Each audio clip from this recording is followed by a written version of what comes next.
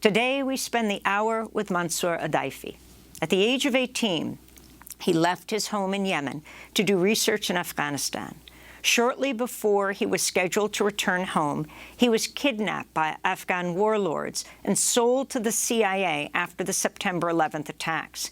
He was jailed and tortured in Afghanistan, then transported to the U.S. military prison at Guantanamo in 2002, where he was held without charge for 14 years, many of those years in solitary confinement. Mansoor became known as Detainee 441. In 2016, he was released against his will to Serbia, which he compares to Guantanamo 2.0. By the time Mansoor was released, he'd spent more than half his life in prison. Mansoor Adayfi has just published a memoir titled Don't Forget Us Here, Lost and Found at Guantanamo. I spoke to him Friday from his home in Belgrade. I began by asking him to talk about how he ended up at Guantanamo. Okay, let's fly back like 38 years, which actually like when people ask me how old are you, I said like 24 because I didn't count Guantanamo, like tried to cheat. Anyway, I born in a tiny village in Yemen, Raima. Born like with 11 brothers and sisters, large family, very conservative family. Until I studied my primary school and secondary school in the village. We had no high school, so I had to go and live with my aunt in the capital, Sana'a, which like New World. When I finished with my high school, I was assigned to do some, as the research in Afghanistan. I was like a research assistant in Afghanistan. This is how my journey started there. In Afghanistan, I spent a couple of months researching and doing some of the research required to be done. One day after 9/11, I was kidnapped by the warlord. They were actually interested in the car. They weren't interested in us. Then when American came, the American airplane, they were throwing a lot of flyers offering a large bounty of money. Could it change Afghani's life? So Afghanis found out that the more you give them high-rank people, the more you get paid. The price ranged between $5,000 to like $200,000, $500,000. First of all, we were taken as hold for ransom. Then I was sold to the CIA as Al-Qaeda general, middle-aged Egyptian, 9/11 insider. I was taken to the black site where I was like tortured for like over 2 months. Then from the black site to Kandahar detention was one of the funny things. When I arrived at Kandahar detention, I was thrown naked there. It's like it's a long journey. Second day of my arrival, guards came to move me to a tent. After the interrogation, I was asked to sign a paper that the Americans have a right to shoot me and kill me if I try to escape. I said, no, I'm not going to sign. Of course, I will try to escape. I shouldn't be in the first place.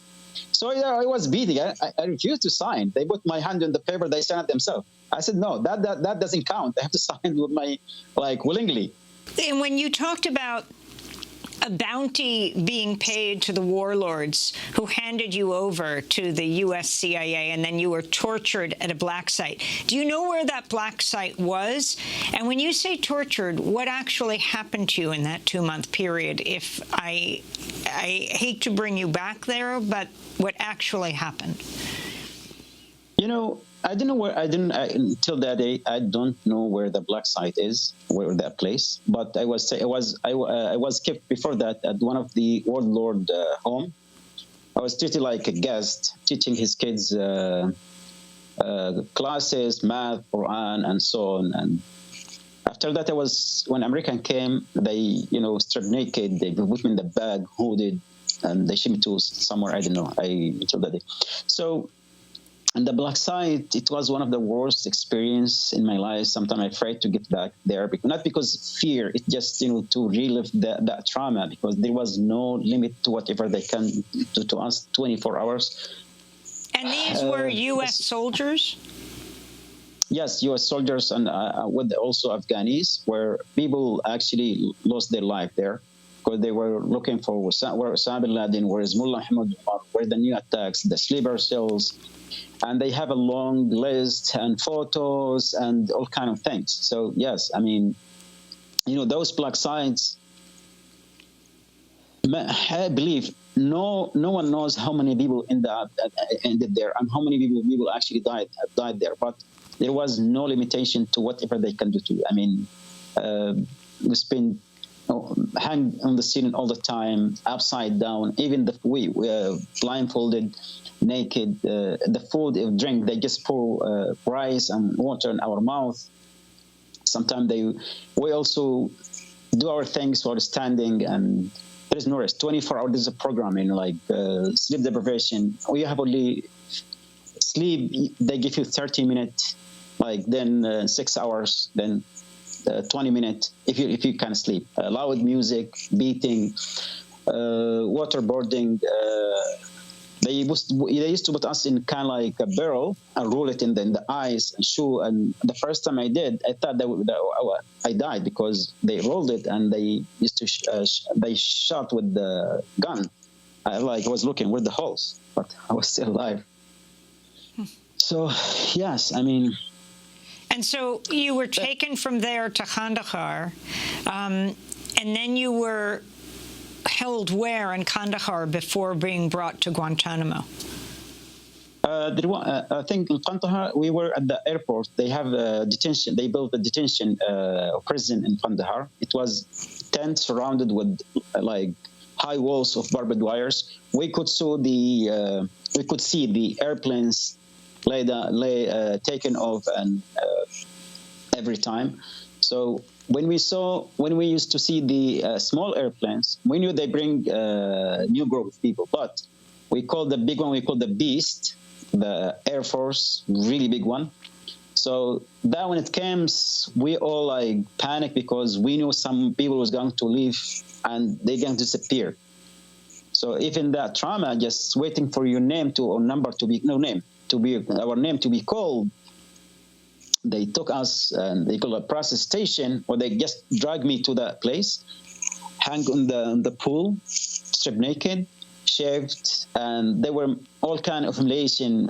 It's just too much to talk about it. So when we were packed on orange jumpsuit, everything was orange. Shoes, socks, uniform, shirt, T-shirt, pants, everything was orange. And they have also goggles, air muffs.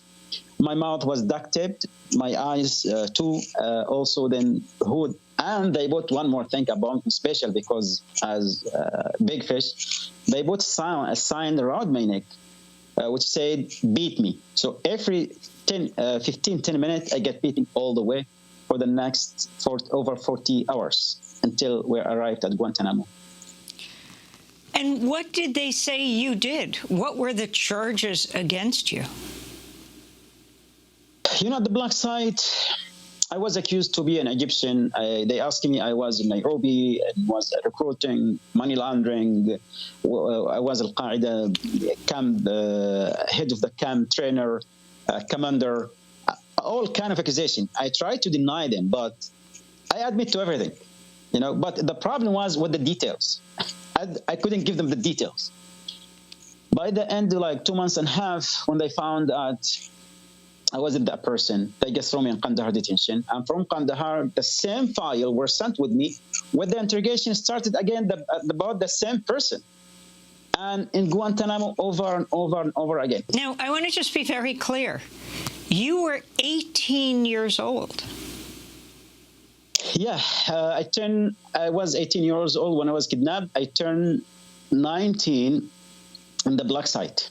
Most people don't know about the purpose of Guantanamo. Let me talk just a little. Guantanamo, as you know, it was outside of the law. They call it the island outside of the law.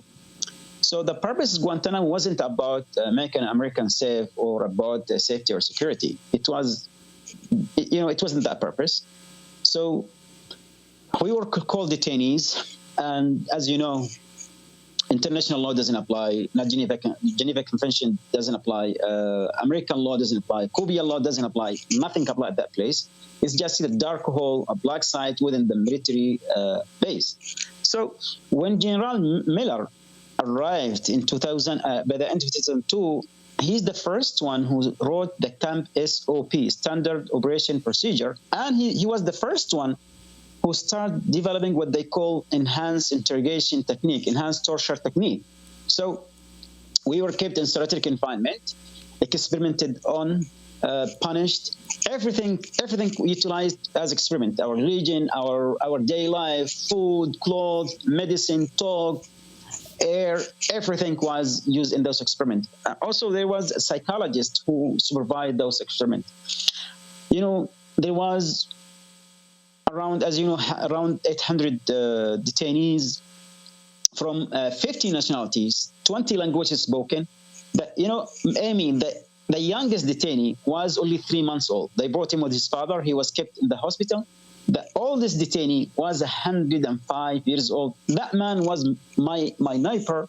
And that what hurt me most at Guantanamo, seeing that man at that age treated like the same I was treated, I couldn't take it. I had to fight every day with the guard to stop treating that way. So, yes, General Miller was his job. There is a research called Guantanamo's America's Battle Lab. Talk about how Guantanamo was turned into experimenting lab on detainees. So, even not just us. There is a chaplain, I think you know about James Yee. I met him at Guantanamo. James Yee was the chaplain at Guantanamo who would come out and talk about what happened there. No, before what happened to James Yee at Guantanamo shocked and surprised us all. I remember the first time I talked to James Yee, I was taken to the interrogation room, stripped naked, and they put me in a we call it satanic room, where they have like stars, signs, candles, and crazy guy come in like white crazy clothes, reciting something. So they also used to throw the Holy Quran on the ground, and you know they tried to pressure us to, you know, like they were experimenting basically. When I met James Yee, I told him, look, that what happened with us that way. James Yee tried to, he was protesting against the torture at Guantanamo. General Miller, the one who was actually developing enhanced interrogation technique, enhanced torture technique, so that James Yee as a chaplain is going to be a problem. So he was accused as sympathized with terrorists. He was arrested, detained, and interrogated. This is American Army captain, a graduate of West Point University, came to serve at Guantanamo to serve his own country. Was because a Muslim background, he was accused of terrorism and was, detained and prison. This American guy. Imagine what would happen to us at that place. So when they took James Yee, we protested. We asked to brought him back because the lawyers told us what happened for him after like 1 year. We wrote letter to the camp administration, to the White House, to the Security Council, to the United Nations, to everyone, basically. When you talked about General Miller, just for people who might not remember, oversaw the enhanced interrogation techniques, that was the euphemism for torture at Guantanamo, then brought from there to Iraq to Gitmoize Abu Ghraib there, to bring those same torture techniques there. And when the Taguba report came out, it cited Miller for the massive level of abuse at Abu Ghraib. So in that period, I mean, Mansoor Adayfi, you write so powerfully about what sustained you, about the relationships you had, not only with other prisoners, or as you say, detainees, but with guards as well. Can you talk about that? You know, Amy, let me go a little, I'd like to make a point here.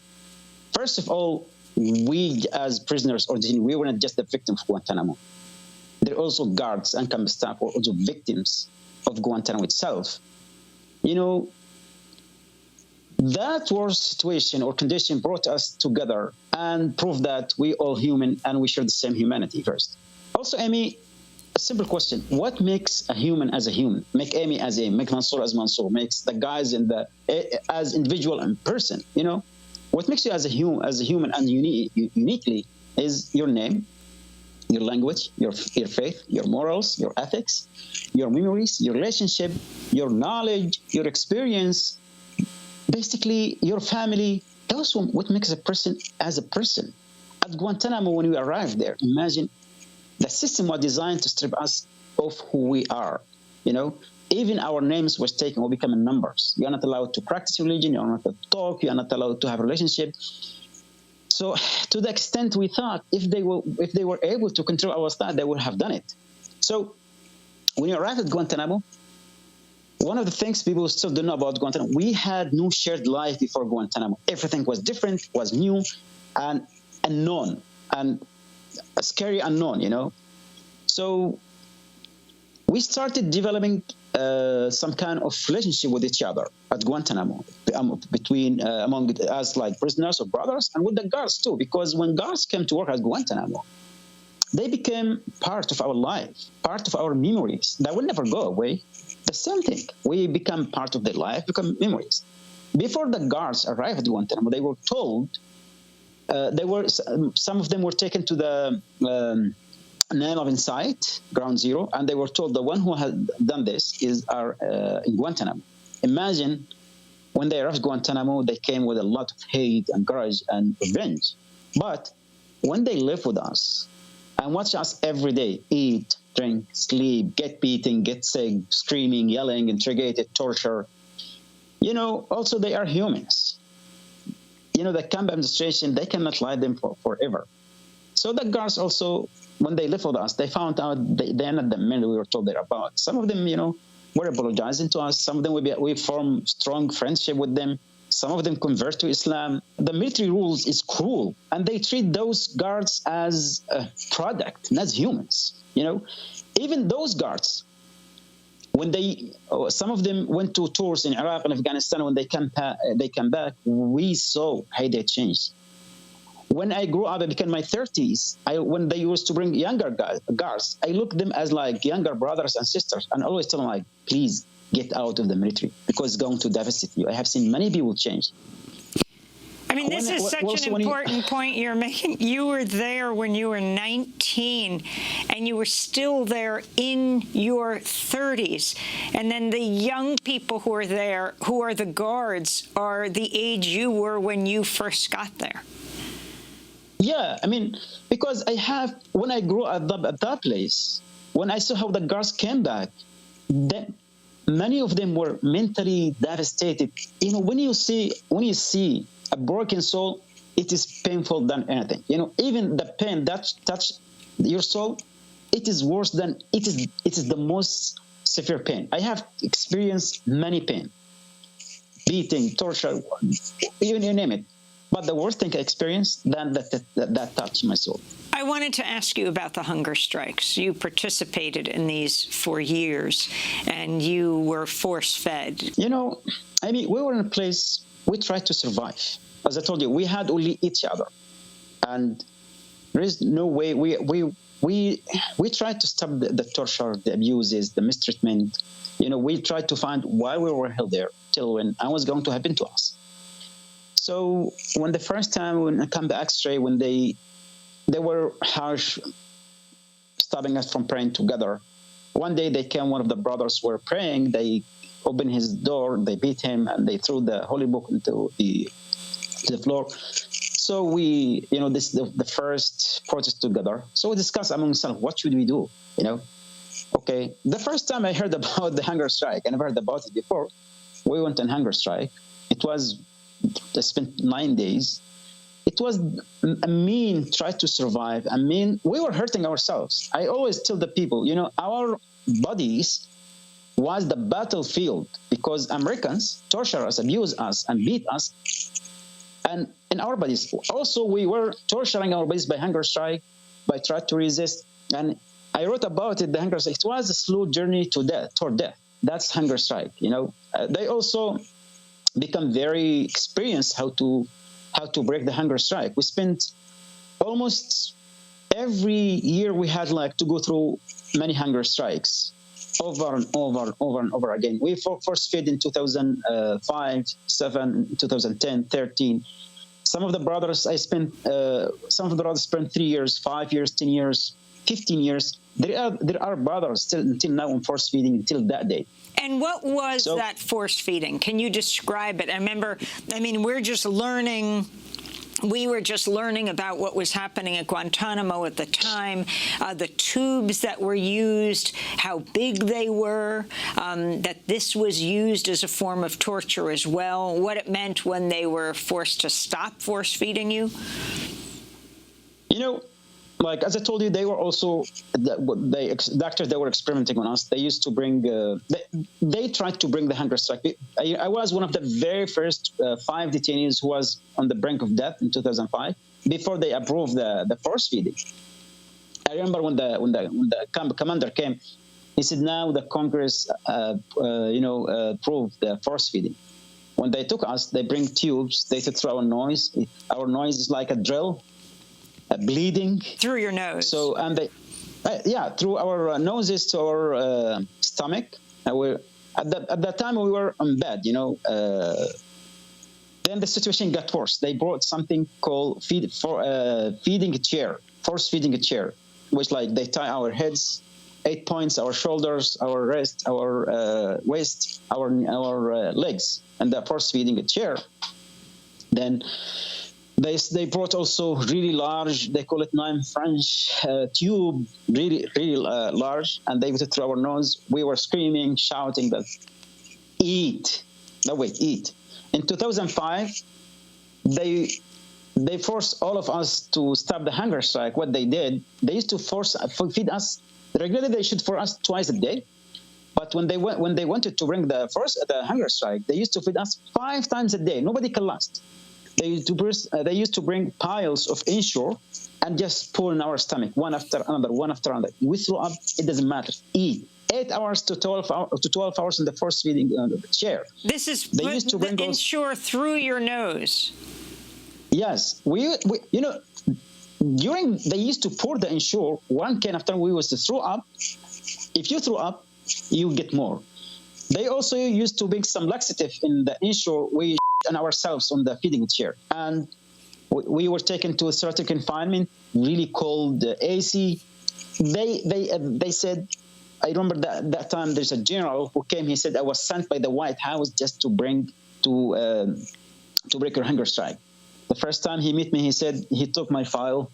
Sir, 441. He's so mean, like you can say in his eyes, in words. He said, I'm here today to tell you, sir, eat, because tomorrow there will be no talking. I tried to explain to him that why you are in a hunger strike. He said like, I don't give about anything. Eat. Tomorrow there will be no talking. I did last for 2 days. I stopped. I couldn't take it. It was too much. In 2007, again, I went on hunger strike. Then I spent from 2007 to 2010 on force feeding until things changed in the camp. And even Amy, our hunger strike was viewed by the camp administration as jihad. They said we are Al-Qaeda cell and launching jihad against the United States. The way how they understood our protest and hunger strike. And we told them, this is our demand. Stop the torture, stop the interrogation, improve the living condition, and we need to figure out what's going to happen to us. So what they did, they used to also hide us when the ICRC came. I remember one day I was in force feeding. The ICRC, his name Hatem, Sudani guy. He walked in the block and was like, in the force feeding, I would call him Hatem. He looked at me and he covered his eyes. I said, what's wrong with you? He said, we are not allowed to see you in that way. Even the ICRC at Guantanamo, we asked them to leave many years. We boycott them. We give them official letters. We signed many letters asking them to leave Guantanamo, because being at Guantanamo as ICRC, it just gave legitimacy to whatever American do here. We're talking to Mansoor Adayfi. He was detainee 441 at Guantanamo. in prison without charge for 14 years and has written a memoir about his life, Don't Forget Us Here, Lost and Found at Guantanamo. So I then want to ask you about what happened in 2016, why after 14 years without charge, at 19 years old, now in your 30s, you were released, and how you ended up, a Yemeni man, in Serbia. I refused to come to Serbia. I was forced. They told me, you have no choice, either leave or rot in here. Then the ICRC, when I protest, I went on hunger strike, protesting going to Serbia. The ICRC came here to Mansoor. They issued a new, Obama administration issued a new rules. If any detainee accepted by any country, he will be forced to leave, regardless. So basically, I had no choice. They bought me with money, and they give the Serbian government money to take me again. So this is the game. We have no say. And so you end up in Serbia. You end up in Belgrade. I was just listening to an interview that Frontline did with you. And when PBS partnered with NPR to do this documentary series, you did an interview with them, and ultimately you were beaten for that interview. Can you explain what happened to you, this not long after you got to Serbia? You know, when they came to interview me, I was on hunger strike on my 25 days. I spent 48 days on hunger strike protesting my condition, because the agreement between the United States government and the receiving countries, it was a resettlement agreement. But when we arrived at the hosting countries, they said, no, we had no agreement. We had a good contract to keep you for 2 years. You live in our countries under restrictions, nothing. You have no education, no courses, no. You know, they made us promises, especially in my case. I was recommendation to finish my college education. So I talked to my lawyer. I said, I cannot live here. I cannot stay here. I want to leave. So I went on hunger strike when I was, even one of the universities, I was accepted. When they found out I came from Guantanamo, I was expelled. You know, this is one of the things that hurt me most after Guantanamo. So I went on hunger strike. When the Frontline came here, the first they went to the government, they said they were fine and they were doing well. When they came to see me, I was in hunger strike. They were surprised. The first time we had an interview, then the second day, some people came to my apartment, took me down. They want to send me a message: stop lying. You're lying. You're a liar. You're a liar, and so on. You know, and you know, I didn't want to cause any problem, because I didn't want to expect. Because as you know, the Serbian, they have their history with Bosnia in the 1990s. Scary place. So then I disappear. Then I contacted my lawyer. I contacted the Frontline. We continue again. And again, after the interviews was aired, the Serbian newspaper really presented me in the worst way. Newspaper, TV. I was arrested, interrogated, threatened to be entrapped. You know, I wrote a lot about it, and you read it here. I don't want to talk much detail because they're going to kick my ass again. But what I have learned at Guantanamo, I will never keep silence, you know, because keeping silence only gives the oppressor a mean to oppress you more. So I will never keep silence. Whatever they do, I will keep, you know, because I have done nothing wrong. Even if I have done something wrong, there is justice system. You cannot just beat people or arrest them or interrogate them because you have a power. So basically, yes, I mean, then in 2018, they came to me. They said, now that 2 years finished, you have to choose to go to Saudi jail or to go to the refugee camp. And the guy, his name is Nicola, told me, American, you. The interview cost you a lot, literally word by word. And my lawyer was there. Listen to him. You're like, what? So yes, what I talk about our life after Guantanamo, we still live in Guantanamo 2.0. You know, just let you know, Amy, I studied in another college. I will be graduating the 29th of September. And my thesis is about rehabilitation and reintegration of former Guantanamo detainees into social life and the labor market. I have been doing a lot of research for the last 5 years. I have interviewed around 150 brothers released from Guantanamo. You can't leave Serbia, Mansoor? Do you remember when I told you the worst pain that touched your soul? You know, I wanted to get married. I found really a woman that I thought she is going to be my wife. The only thing was like the piece of paper and a travel document where I can get married. So I couldn't travel, so I couldn't marry and finish. Not just me. I think I'm lucky. There are one of the brothers, Lutfi, he died last year. He had heart diseases. He was relocated from Kazakhstan to Mauritania, where they didn't have good health system. He needed to go to somewhere where he be treated because he needed emergency surgery, and his doctor told him you have at least 6 months. So he needed $30,000 cash organized, raised fund for him, and they said his surgery will be covered. He needed just a travel document, either travel to Tunisia or other country, just to have the surgery and get back. He lost his life. You know, it's one of the saddest moments. Like when I was talking to him, Martin Case, we talked to the ICRC, we talked to human rights organization, to government. Nobody cares. Simply nobody cares. They should help the countries to have some kind of stability so that people can live their life. Yeah, it's one of the biggest crises in the 21st century, the massive migration and refugees. So, but creating Guantanamo again, it brought us again what's going to happen to these people, how it's going to be treated.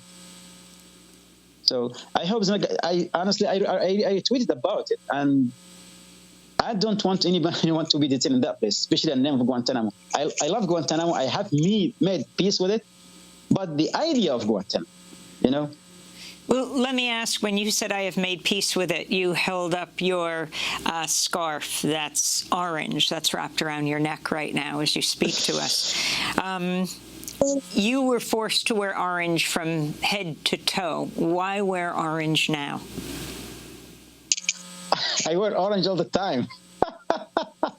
Because at Guantanamo, when the psychologists and the ICRC told me, wow, if you see the orange color, you will be shocked. If you heard the no performer, I said, no, this is part of my life, and I will never let Guantanamo change me. So alhamdulillah, I choose to fight for to close Guantanamo and to try to help anyone who wrongly detained or strip his freedom, because I don't want anyone to suffer the same fate I have suffered. Although I have made peace with Guantanamo.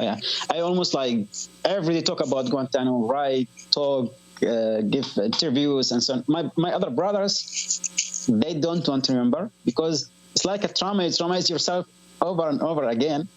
But for me, I took it in another way, and alhamdulillah, I have some kind of strength. Allah subhanahu wa ta'ala gave me strength. So I would use that strength to support those helpless people, and also to bring the truth about Guantanamo. So I use my 441 in my emails, in my names, everywhere. And I use the orange color all the time.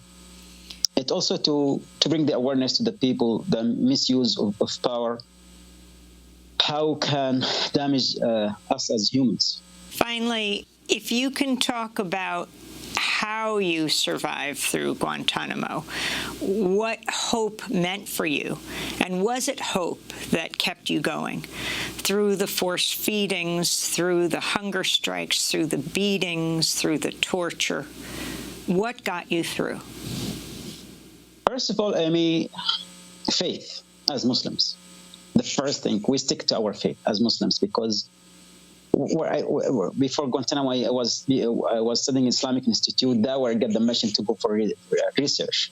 So most of us, even the U.S. government viewed us as terrorists or the faith a source of terrorism. It's not.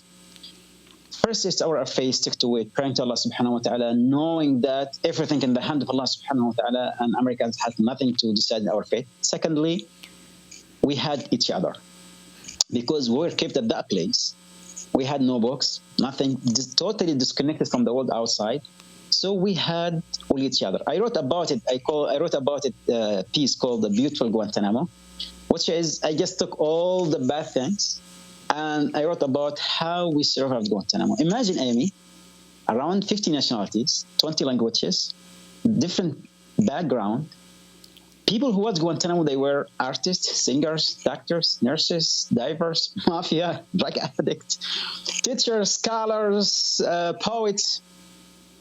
The diversity of culture interacted with each other, melted, and formed what we call Guantanamo culture. We call it the beautiful Guantanamo. Imagine, I'm going to sing now 2 songs, please.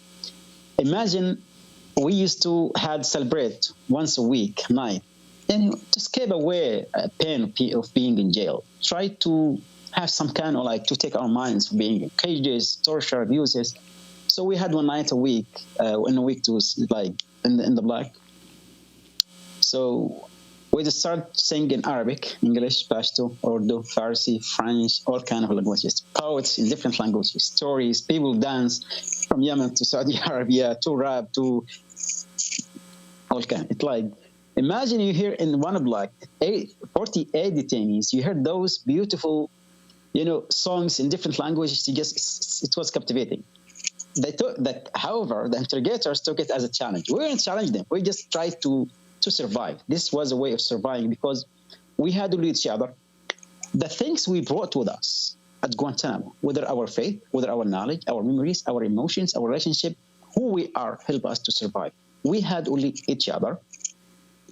Also, the guard was part of our survival because they play a role in that, by helping some of them help, sometimes singing with us sometimes. Also, we had the art classes. I think you heard about we especially in that time when we get access to classes, we paint. So those are the things help us to survive at that place. Hope also. Hope it was a matter of life or death. You have to keep hoping.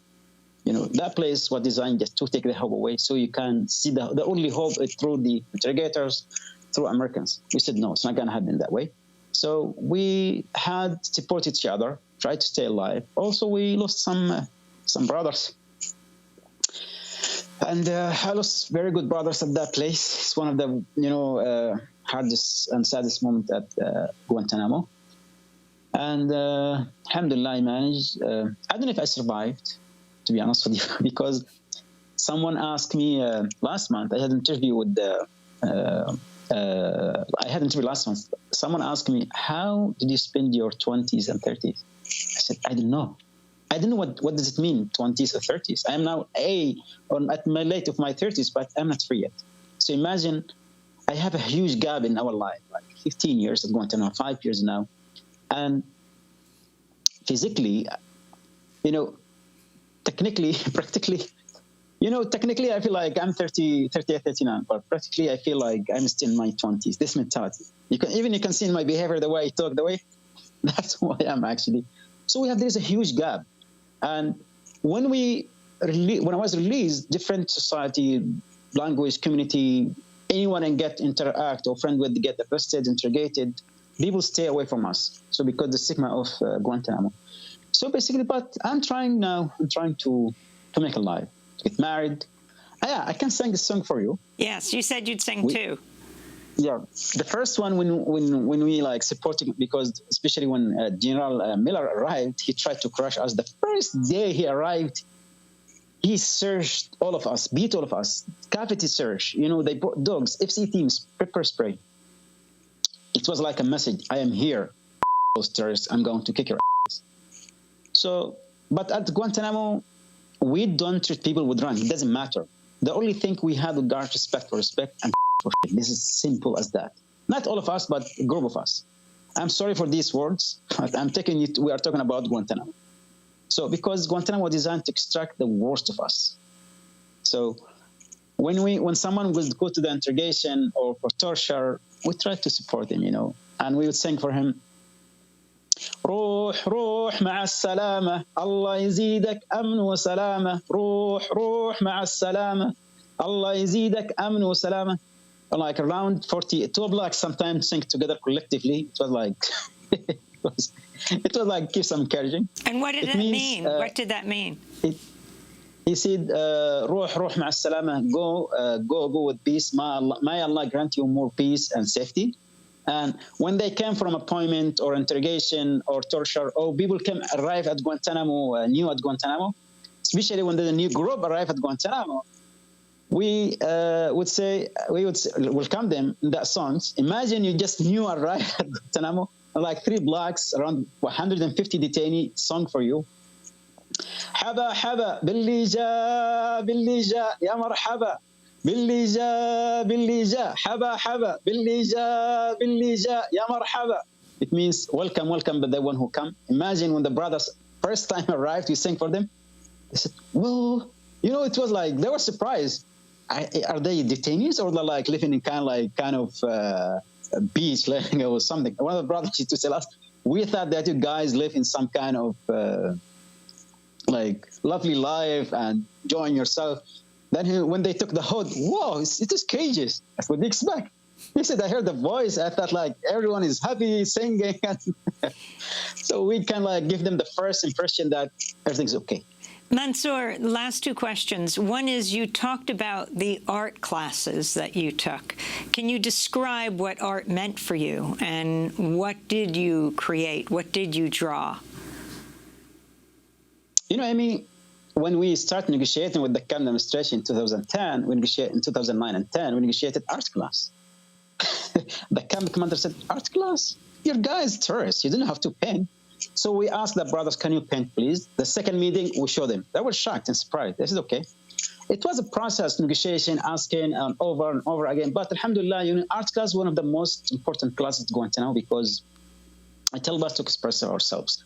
It was a way of escaping being in jail, because you need to escape that feeling.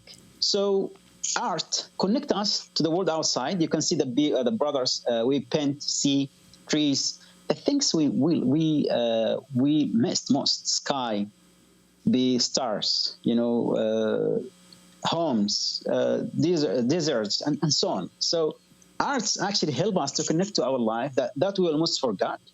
The art connects us to ourselves because it brings that memories back. It connects us to each other. It connects us to the guards. When someone saw arts, it can like mutual admiration and love and for arts. And some of the guards ask for the brothers to paint for them. They give them like art for gifts. Brothers used to teach guards art. Same thing, guards who has background teach brothers. Also, we, in the art, one of the brothers, Sabri, one of the artists, and Khalid, I said, Khalid, how do you feel? He said, Mansoor, wallahi, when I paint, I saw myself in that painting, like in the hill, on the boat, on the ship, on the sea, sometime like running here and there. So he said, like, it just takes my mind and calm people down. And, it was like a therapy too.